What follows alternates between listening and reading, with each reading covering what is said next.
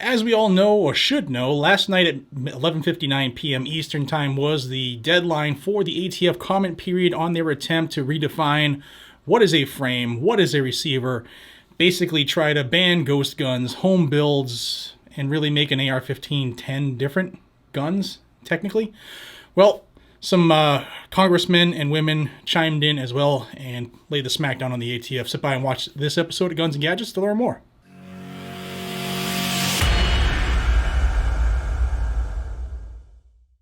Today's episode is brought to us by the Warrior Poet Society Network. Check out WPSN. There's a lot of great television type shows on there. It's a place of freedom. I like to call it Netflix on freedom steroids. There's great training, education, and regular type shows too. I'm sure you'll find something, whether you want to learn a little bit about close quarters combat, maybe a pistol or a rifle class from John Lovell, or a lot of other stuff that's on there as well. I know you'll be interested in. A lot of the Freedom Voices you watch on YouTube are on the network as well. Check them out. I'll have a link down below as well as a code to save you 10% off your monthly cost if you do join. And I want to thank Warrior Poet Society Network for being a friend of this channel.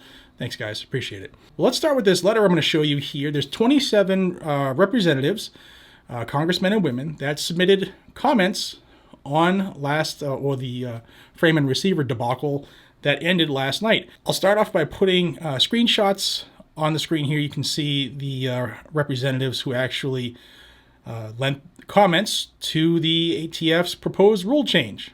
Now, I'll say that there are only 27. There should be a hell of a lot more, because anytime a group of unelected bureaucrats want to violate people's constitutional rights, it should infuriate everybody, not just 27 people. I'll also read you a smidge of this letter. I'll have it linked down below if you want to read the whole thing. But you can see it says, in the NPRM, which is the Notice of Proposed Rulemaking, the Department of Justice proposes to amend the Bureau of Alcohol, Tobacco, Firearms, and Explosives regulations and definitions dealing with the statutory definition of firearm and the frame or receiver of such a weapon.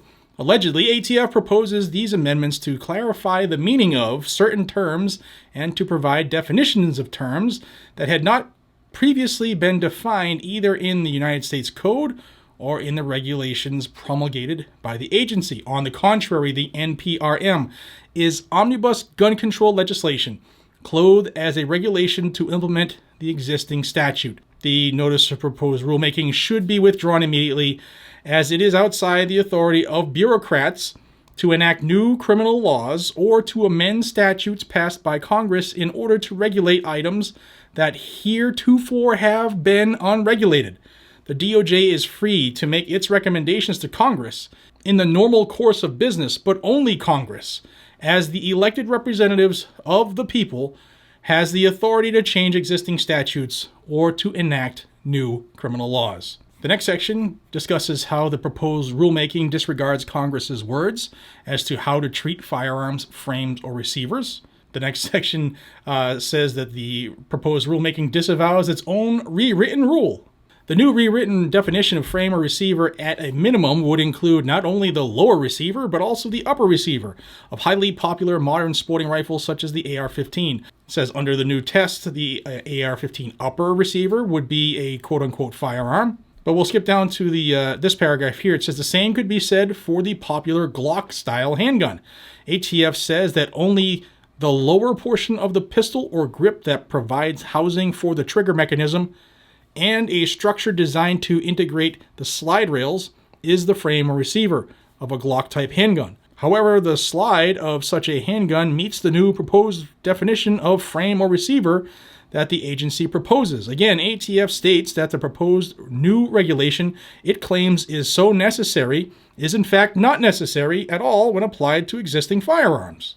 The next section talks about privately made firearms, which we know this is the main reason that they want to do this, is to make something that has been totally legal forever, since before the country even started. They want to make that illegal because the people are scared.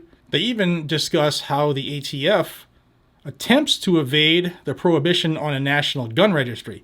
Now, we know that that's what the ATF wants. They want a registry. In fact, many folks would believe that they already have one, especially since for the last few years they've been going around taking pictures of 4473s, and they subsequently redesigned the 4473, so all the information they really want is on that first page and makes it much easier. They don't have to go flipping through to take pictures. I don't know, maybe I'm wrong. But I'll wrap up here with the conclusion. It says, contrary to ATF's claims that the national proposed rulemaking will clarify various aspects of federal gun laws, in reality, the proposed rule would inject ambiguity after ambiguity into an otherwise unambiguous definition of firearm, which has existed unmolested since its enactment over half a century ago. These changes will cause significant problems not only for the law-abiding public and the courts in trying to apply the agency's intent instead of the statute, but also for the firearms industry. We have stated time and again that courts must presume that a legislature says in a statute what it means and means in a statute what it says there. When the words of a statute are unambiguous, then this first canon is also the last. Judicial inquiry is complete.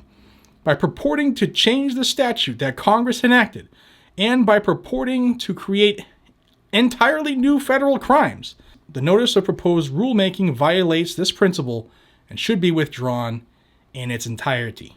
Now, while I will say I am glad that these 27 representatives took the time, put their names to comments in this Federal Register craziness on this rulemaking, I'm very glad that they did. I will also say that I am very upset that there were 408 members in the House of Representatives that decided it wasn't really worthy of their time. I will also say that because Joe Biden and his administration over the last 2 weeks have armed terrorists, criminals, and people who want to kill Americans with billions of dollars of the top-notch equipment and technology out there, to include helicopters and drones and armored vehicles and AK and all the ammo that we can't get in this country, that Joe Biden better back the hell off of the gun control. We're not complying with you. We can see you clear as day.